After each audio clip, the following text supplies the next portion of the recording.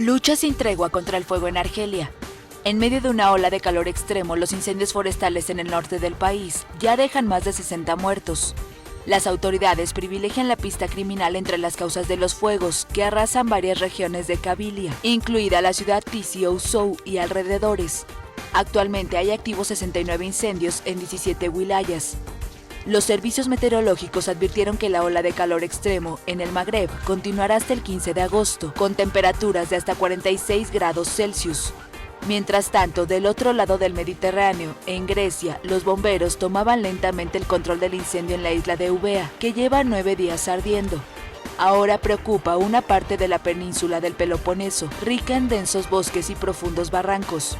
Los socorristas concentraban sus esfuerzos en evitar que el fuego llegue al monte Ménalo. En la región de Gortinia, una veintena de pueblos fueron evacuados ante el avance de las llamas. Los fuegos ya han arrasado más de 90.000 hectáreas en Grecia y 3 personas han muerto. En solo 8 días se han registrado 586 incendios forestales, provocados por la peor ola de calor en 3 décadas.